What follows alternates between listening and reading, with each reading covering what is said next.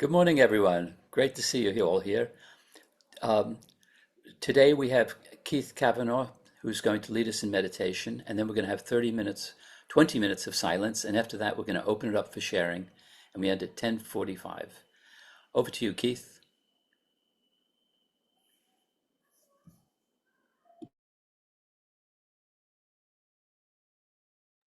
Yeah, sorry. Thank you very much for the introduction, Dan. Okay. Let's take some material from A Course in Miracles. The concept of the self has always been the great preoccupation of the world, and everyone believes that he must find the answer to the riddle of himself. Salvation can be seen as nothing more than the escape from concepts. It does not concern itself with the content of the mind, but with the simple statement that it thinks. So, A Course in Miracles is really simple. It says, what you are is I am. Now, in this moment, already, I am. And a concept of a self is I am this.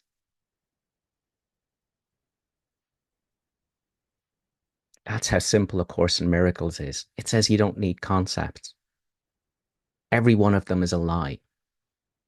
Every one of them is a imaginary limitation of I am,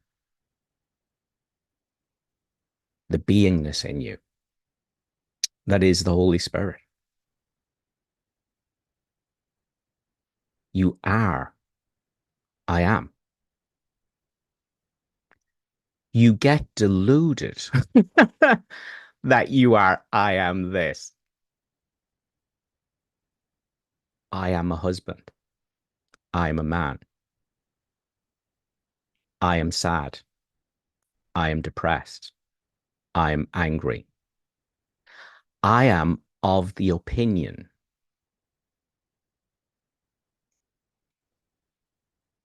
And they're all a misperception of yourself. Every single one of them. Every single thought tries to rob you of your identity as I am.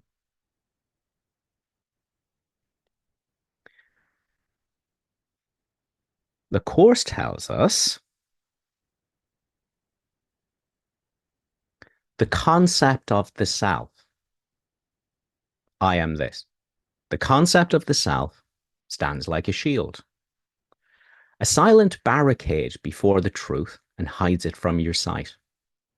All things you see are images because you look on them as through a barrier that dims your sight and warps your vision. So you behold nothing but clarity. The light is kept from everything you see. So the concept of the self, I am this. I am of the opinion. I am opposed. The concept of the self. Any single way that I define what I am veils from me the identity of I am. Doesn't rob me of it, because there's never anything to what I am other than I am. However, when I accept an imaginary limitation of I am one with a past. I am one with a scary future. I am an innocent victim. No, that's a concept of the self. It stands like a shield, a silent barricade before the truth, and it hides it from your sight. It hides your identity as I am from you, and you no longer look out from I am. You look out on a world through the filter of I am this. And because of that, it hides the identity of all your brothers everywhere from you as the same I am. You have veiled your beingness from yourself, and you look out without that beingness and see it nowhere. You see images, you see bodies, physical and psychological selves. Guilty, the lot of them. The cause of all your unhappiness and pain. Special loves and special hates because they're all different. Well, they're not all different. They are all I am now in this holy instant, as are you.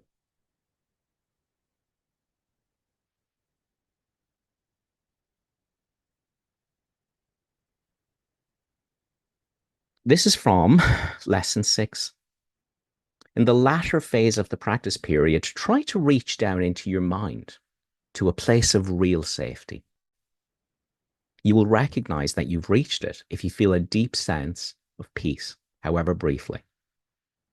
Let go of all the trivial things that churn and bubble on the surface of your mind and reach down and below them to the kingdom of heaven, the kingdom of beingness, the kingdom of I am.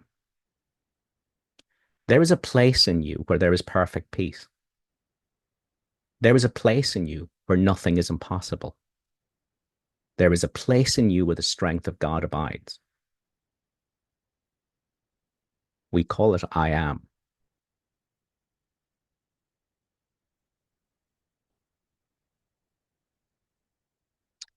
This is from workbook lesson 4. In selecting the subjects for the application of today's idea, the usual specificity is required. Do not be afraid to use good thoughts as well as bad. None of them represents your real thoughts, which are being covered up by them. The good ones are but shadows of what lies beyond in beingness, and shadows make sight difficult.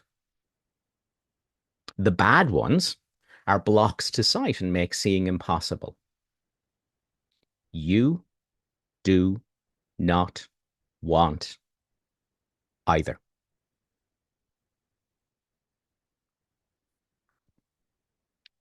One of the very key themes of A Course in Miracles is the thoughts I only think I think are not my real thoughts, and I'm not really thinking them. They do not exist, and they mean nothing. Oh, but we think our thoughts make a powerful contribution to the truth. How we value them. How I am seems to lose its identity to them. How beingness is lost in each unholy instant to a thought.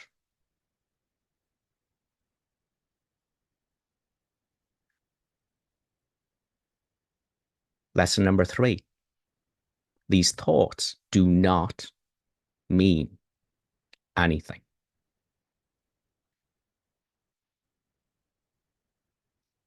If we are to have the holy instant, if we are to find the lightness of I am, we must devalue every single thought in our mind and not allow it to rob us, apparently, of our identity as I am. We need to begin undoing the illusion that I am can become I am this or I am that. And that our brothers who are I am can become I am this or I am that.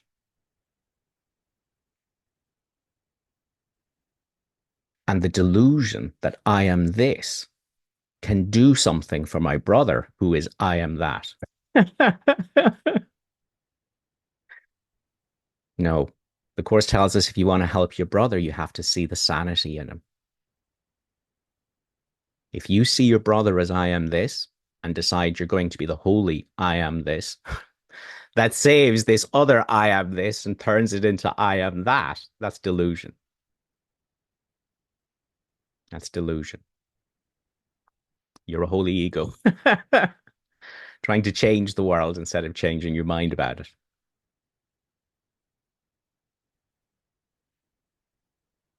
You perceive the sanity in your brother, which is there, shining. It's I am. It's not I am a body.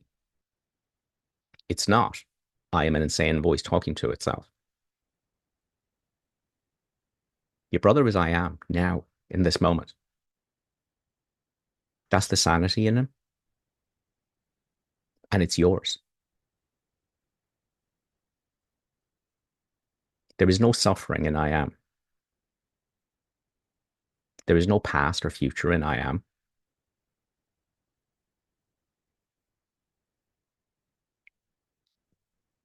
And it's what you already are. Course tells us all temptation is but the temptation to perceive yourself as a self that you are not. All temptation is for you who are I am to perceive yourself as I am this, a concept of the self.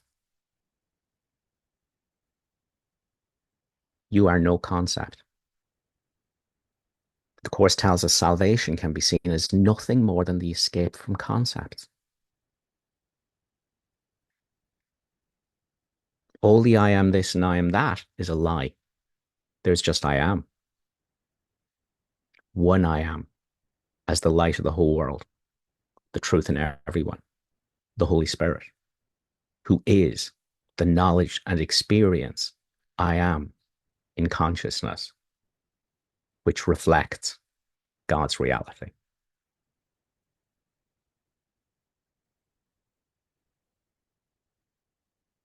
So let's do a little meditation together. I want to guide you a little bit in the beginning, if you'll indulge me. Um, so when you're ready, if you wanted to close your eyes down.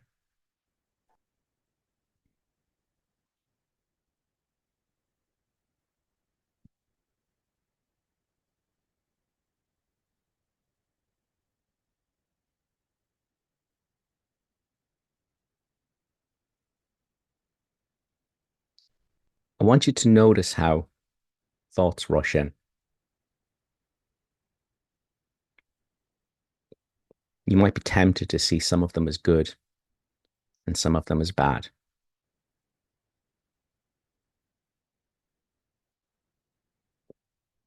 But thoughts are much less than that. Thoughts are nothing. They're wispy pieces of smoke, utterly harmless, unless you think you're thinking them. Unless I am loses sight of itself and thinks it becomes a thought or a thinker of thoughts. So let your thoughts be there. They're not you. You're not thinking them. And they mean nothing. None of them. Lesson 52 says, I have no private thoughts, but it is only private thoughts of which I am aware. What do they mean? They do not exist, and they mean nothing.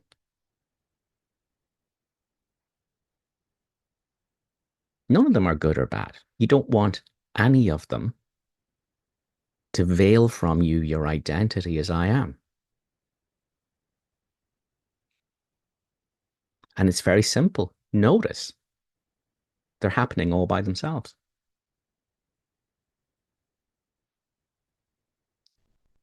You're not doing them because they're not your thoughts.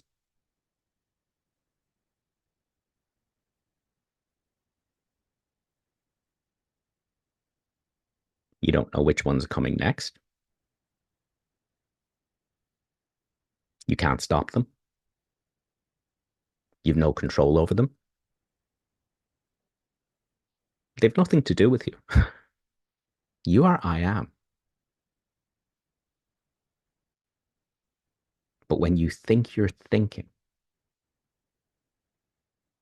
you forget yourself and suffering begins.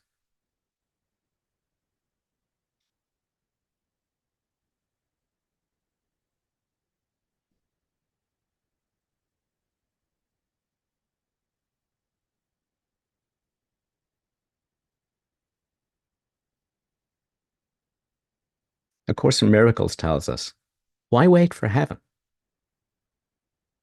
Those who seek the light are merely covering their eyes. The light is in them now. Enlightenment is but a recognition, not a change at all.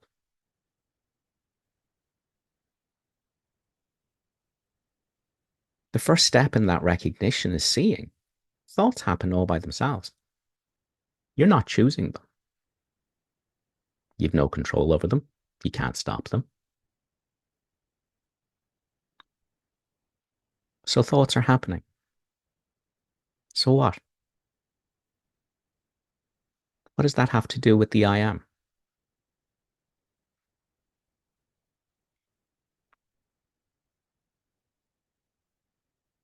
Enlightenment is but a recognition, not a change at all.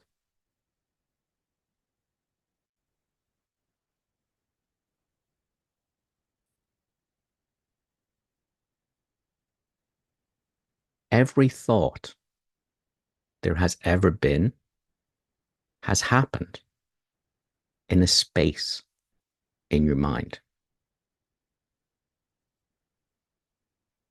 Every emotion has risen up and dissolved in a space in your mind.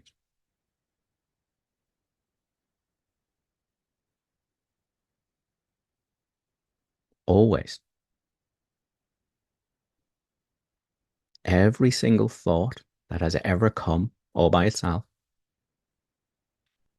has arisen in a space in your mind to be seen by the space and to dissolve back into it.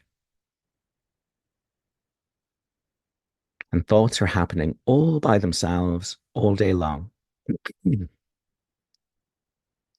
The thoughts are rising up into the space and dissolving back into the space. And the space is not rising up or dissolving. The space is here changelessly witness to the thoughts that rise and fall, that come and go.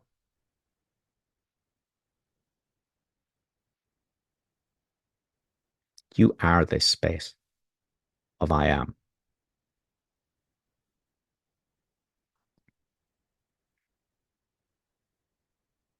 You are like the empty space in a room.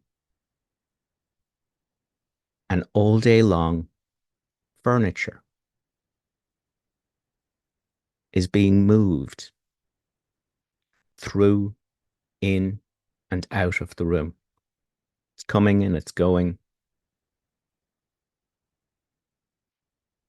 People coming and going. And the space is always here. Always here.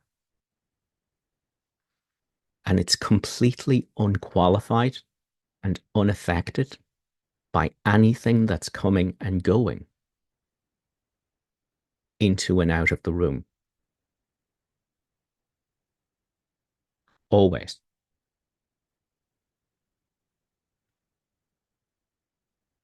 This space has always been here, and it's always been the same. When you were 0 years old, when you were 5 years old, 20 years old, 50 years old, the space has never changed.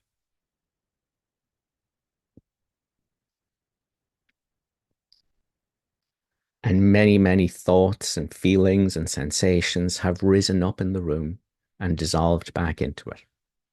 They've come into the space that you are, and they've left the space that you are. And none of them have anything to do with you. You, the space in the room, are I am.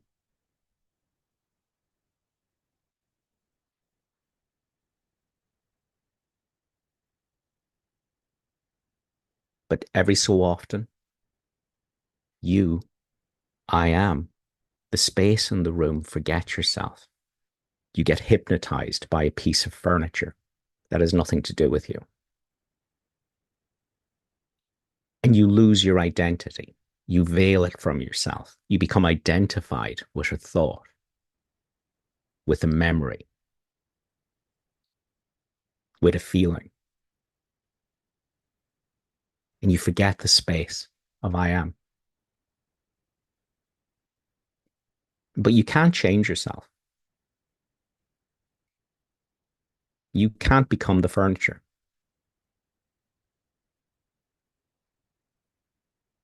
You can veil your identity from yourself with a misidentification, but you can't change yourself. You are I am.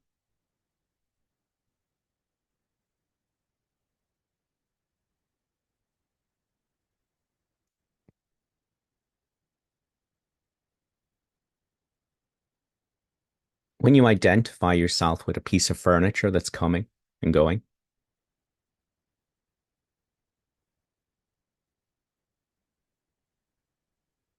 it's a concept of a self. It's an I am this. I am has forgotten itself and thinks it's become I am this piece of furniture. It is me. It is my identity. It's not. It's got nothing to do with the space in the room that you are, where there's always peace, where the light is.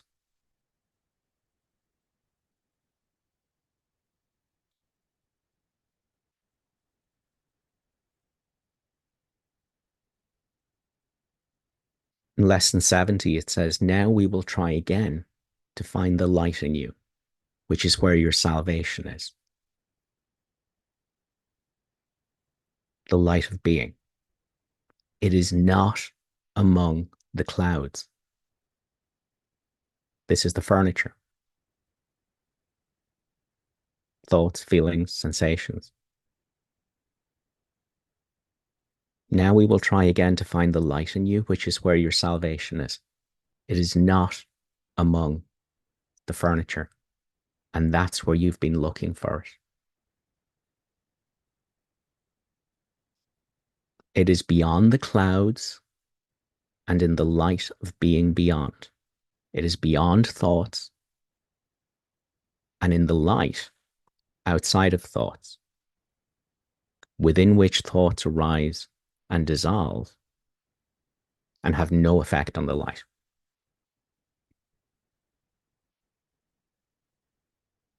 Now we will try again to find the space, which is where your salvation is. It is not among the furniture, the thoughts and feelings that rise and fall within the space. And that's where you've been looking for it, in thoughts and concepts, ideas and memories, stories. It's not where your salvation is. But remember that you will have to go through the clouds to reach the light beyond. Remember, you will have to go through the furniture to remember yourself as the space.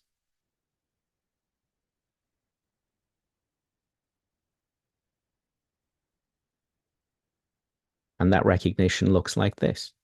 Oh, I thought I was thinking. That's just a thought. It's just a piece of furniture. What am I as the space?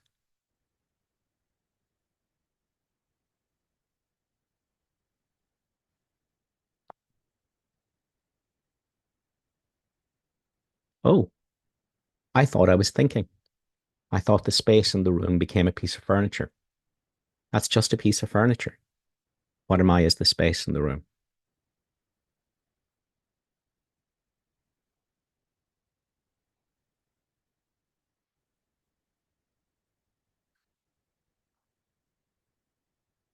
Oh, I thought I was thinking. That's just an object in the room. What am I as the space in the room?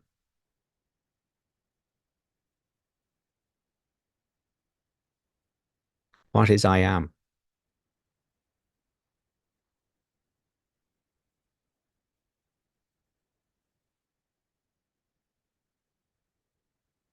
Oh, I am thought it became I am thinking. What is I am?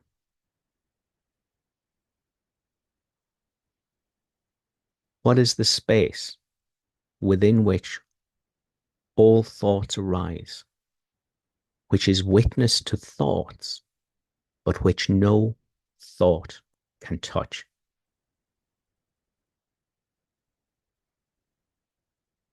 In the Course, Jesus says, your brother has a changelessness in him, beyond appearance and deception both. You too have that changelessness in you, beyond appearance and deception both. You are the space that has never changed. Thoughts come and go. They have had no effect on the space.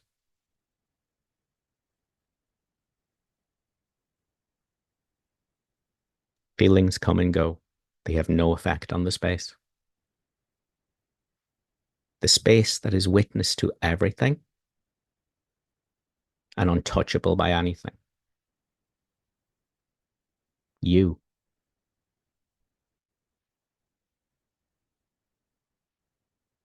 I am.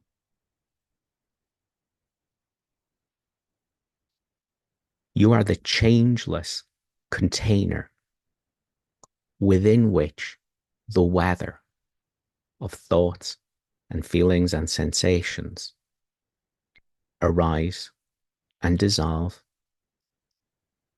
and the container is ever untouched.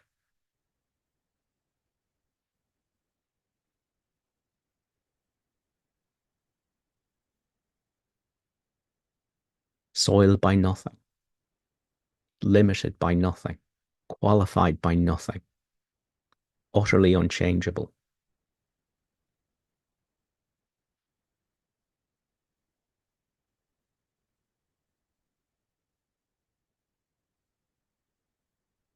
This knowing of myself as the changeless container within which thoughts and feelings and stories and sensations arise and dissolve, this container that never dissolves with them, that precedes every thought and emotion and is here after they've dissolved, utterly changeless, imperturbable, is you.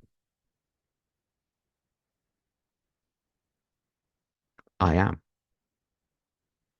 What you are outside of concepts. What you are when you realize the furniture in the room isn't you.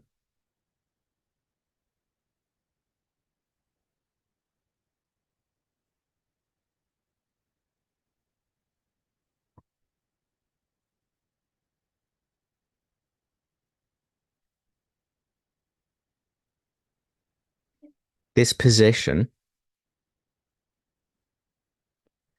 is known in the Course as being above the battleground.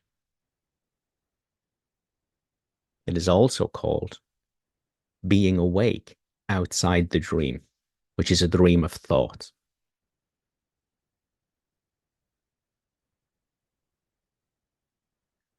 More traditional spiritual paths call it something quite beautiful. They call it the natural state.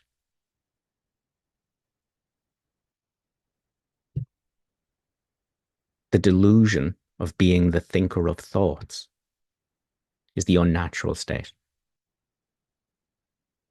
Knowing yourself as the quiet being of I am, within which thoughts and feelings arise and dissolve, this is the natural state. This is being above the battleground. This is being awake outside the dream. Thought has no power here. What is here is witness to thoughts and feelings, but they have no power here.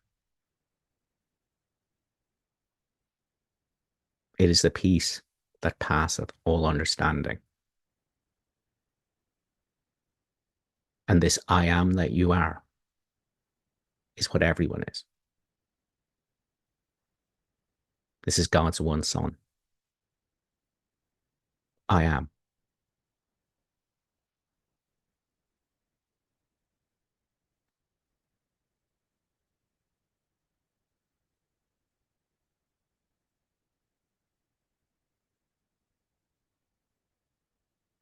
Be the container for the weather. Be the space in the room.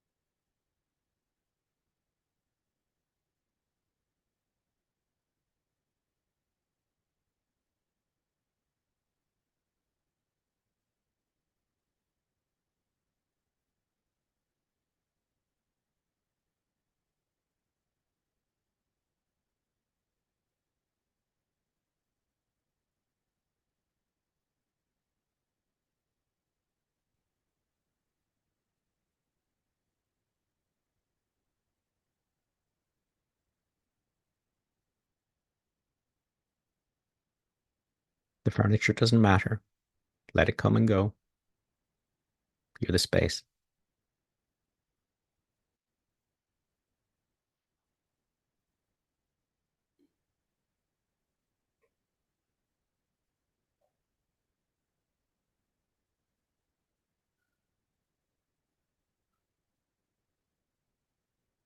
Doesn't matter what comes and goes.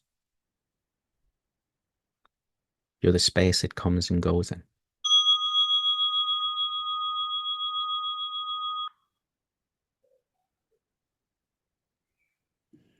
Open your eyes and come back into the room. We have 13 minutes left for sharing your reflections and your questions. If you'd like to speak, use the electronic hand at the bottom of the screen, and I'll invite you to take yourself off mute.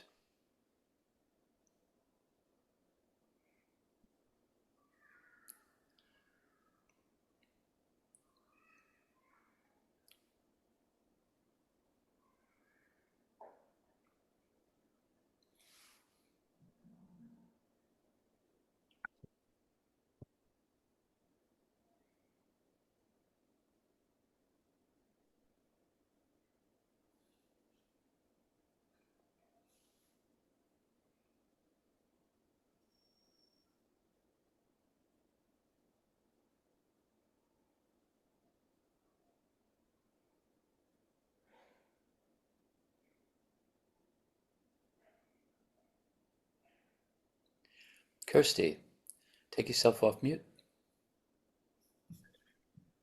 Hi, Keith. Hi, Kirsty. Um, that was, really, I felt when I was going through that, guided meditation, I really felt, um, I would say a loosening my ego, of my ego mind, on the world. I felt, in that kind of very relaxed state in the meditation. I find it much easier to go into to really become the container for the weather, as you put it. It's actually much harder for me when I'm walking the dog or driving or whatever, and something happens, because there's two aspects to the lessons, aren't there? There's the 5 minutes, 5 minutes 4 times a day or whatever, and then there's the throughout the day bit. And the throughout the day bit, um, I find it really hard to go into that space when I'm not sitting at home in this relaxed state, when I'm actually out and about. I don't know if you could say anything to that, could you? Yeah. And that's why we need the thought system of the Holy Spirit.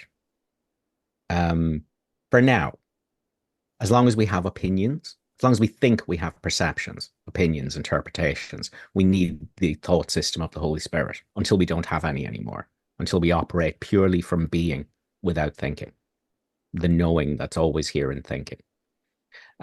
So that's why we have the Holy Spirit thought system. And there are two very, very crucial, important principles that the Course gives us in order to re-access the space and the room, the I am, that is the knowledge and experience I am. It is the Holy Spirit. And the first thing you have to do is you have to switch the purpose of the world. So when you're in the car and someone cuts in front of you and you think you're going to have an accident and you shout and you roar and you swear and there's fear and there's anger and there's hatred, you have to go, oh, this should have happened. Oh, this should have happened. This has now blessed me with the ability to see the unconscious sin, guilt, and fear permutations in my mind, which are coming up as anger and hatred and fear, judgment. This situation has now blessed me with the ability to see the blocks to the awareness of love's presence in my mind, the sin, guilt, and fear. So we switch the world's purpose. You must do that. If you don't switch the world's purpose, you're stuck in the second shield of oblivion, which is the world going, the world did it to me. But it didn't. A Course in Miracles isn't addressed to Kirsty. There's no such thing. A Course in Miracles is addressed to consciousness, the split mind, the one that's dreaming this entire world. You.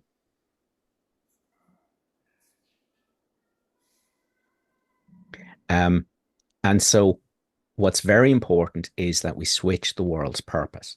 This should have happened. Behold the suffering coming up in my mind, the pain, the ego fixation. Now, all I have to do is I have to sit in the midst of that without telling myself stories about it, without judging it. The world should be what it is. And this sin, guilt, and fear coming up, that's brilliant. This is the journey home. It's not a journey of unicorns and flowers. It's a journey of looking at the sin, guilt, and fear so it can dissolve. But it will only dissolve if I don't say, the world did this to me. Because it didn't. I, consciousness, made the world to blame for this sin, guilt, and fear inside of me. And under the Holy Spirit's unification of purpose, the world means nothing. Nothing I see means anything. It's an illusion, so it has no meaning. Lesson number 2, I've given it all the meaning it has for me. People shouldn't do this. This is not how people should drive. I shouldn't be treated like this. This should never have happened. I can't believe it. I'm such an innocent victim. Okay, you made that up. That doesn't mean anything. Okay, and the Holy Spirit says, throw all those meanings out. You don't want any of them. Not one. Not the good ones or the bad ones. Okay, you want one meaning. That should have happened. That's for forgiveness. That's so the sin, guilt, and fear in my mind, which was unconscious, gets seen. And all I have to do is stop blaming the world. The world should have happened like that. What could you not accept if you but knew that all things past, present, and to come are gently planned by one whose only purpose is your good? I don't care what just happened.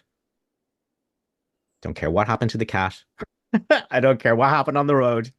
I don't care what happened anywhere. That should have happened. Its only purpose is the suffering coming up in your mind and the hatred, which is really self-hatred, so you can heal it. Or rather, so it can be healed by you, I am looking at it. So as long as you rant at the world, I am is veiled from you. Any kind of grievance keeps the being that you are veiled. But when I stop seeking and resisting, grasping in grievances, and I allow the world to be what it is, and I allow thoughts and feelings to be what they are, I'm the space in the room. I am the I am to which the darkness is being brought so it can be undone. You see, the problem is that we'll have a situation like that and we'll go, oh, I'm such a bad course student and this should never have happened to me. But I don't really want to do forgiveness because I really think that person is a bad person and I want to be angry at someone. And the course is saying, yeah. Let all that be exactly as it is. Let all things be exactly as they are. So what? And the minute the judgment stops, the world should happen. Those thoughts, those feelings, they should happen. They need to be seen so they can be undone. And I can remember who I am as I am. So don't fight yourself. Don't fight the voice in your head. It's insane. You can't win an argument with a lunatic. Okay. It's not you. Got nothing to do with you. It's a delusion that I am has become something. It hasn't. And so this is what forgiveness is. It is a surrender to what is the world, the thoughts and feelings. And in that surrender, in that non-judgment, in that non-resistance, I am is here. The light of the world, the space in the room, witness to the weather, that the weather be healed in it. Does that make sense? Yeah, it does. Just clarify for me. You said there's two very important principles. One Yeah. is repurposing the world. What was the other Yes. one? Whatever your brother is doing, it's either an expression of love or a call for love. Right. When your brother knows he's the space in the room, when he knows I am is the truth of his identity and that he can't be I am anything, he can only express love. Everything that comes from that knowledge, that recognition, that looks out and sees itself in everyone as the truth, everything that comes from that is an expression of love. When your brother doesn't know he's I am and is deluded that he has become I am this, when he thinks he's a self-concept, when he thinks he is an illusory, limited limitation of I am, everything he does is a call for love. Because that concept of a self, ego identification is incredibly powerful, painful. The minute I am overlooks itself to join with a thought, to believe a thought, to think it's thinking it. The minute I am overlooks itself to become a concept, I am this, the suffering begins. And thus begins the soul activity of the ego, which is seeking and resisting, grasping and grievances, special love and special hate. Attack, attack, attack, attack, attack.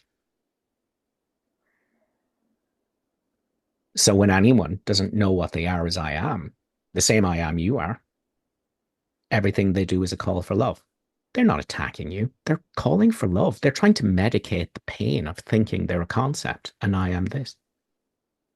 And your job is to see the sanity in them, that they're I am. That's how you give them the love they're calling out for. But you can only do that when you know what you are. And you can't know what you are until you say, the world should be thus. These thoughts and feelings should be thus, because they've nothing to do with me. I'm not going to fight them. What is the space in the room?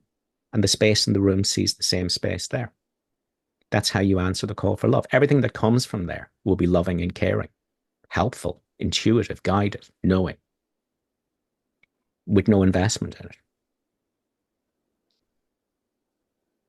So that's the two ways we access back the space in the room, how we exit the delusion of I am this, the self-concept, is by forgiveness and non-judgment.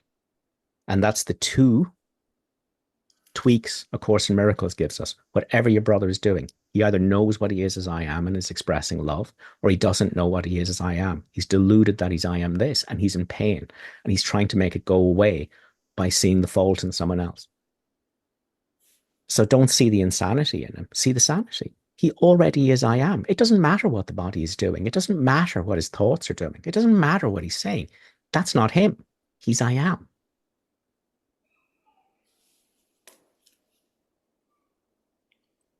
And that brings the light to both your minds. That brings the peace to both.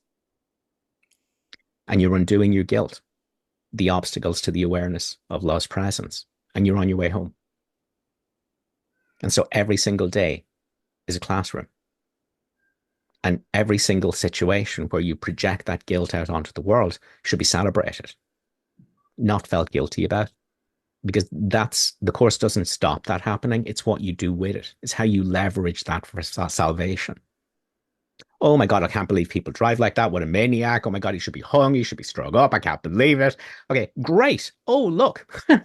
Look at the hatred that's coming up. Brilliant. This is the next lesson. That should have happened. That has blessed me with the opportunity to look at this in my mind. All I have to do is sit in it with no judgment of it, without telling myself stories about it, and without saying the world did it to me. The world has one purpose, this process of forgiveness. And whatever my brother is doing is perfect. He may be calling out for love, but it also has one purpose, teaching me who I am through forgiveness. I just have to switch the purpose of the world and see nothing but expressions and calls for love. That gives me access to who I am. That lets me out of the prison of my thoughts. That returns me to the natural state, above the battleground, awake outside the dream. That which is witness to the dream without being a character in it. I am. Does that make sense? It almost completely does, Keith. I do have a question for you, which I haven't got time to ask now, but it's about, call for love thing. I'll put it on your Facebook group if that's okay, and hopefully you'll find time to answer it at some point. Yeah. But other than that, it was a brilliant answer. Thank you very much for that, Keith. If your brother doesn't know who he is, he has to see fault in someone apart from himself. He needs something to blame apart from himself, so he doesn't have to hate himself. That's a call for love. If you blame your brother and judge him, that's your call for love, because you don't know your I am either. My question is to do with how that fits in with ideas not leaving their source, and how you can consider another brother out there to be anything other than a projection of your own mind anyway. That was what my question is about. Kirsty, I think we're going to have to put that on Facebook. Together. Thank you, Keith. That was wonderful. Take No yourself off problem. mute and show your appreciation to Keith.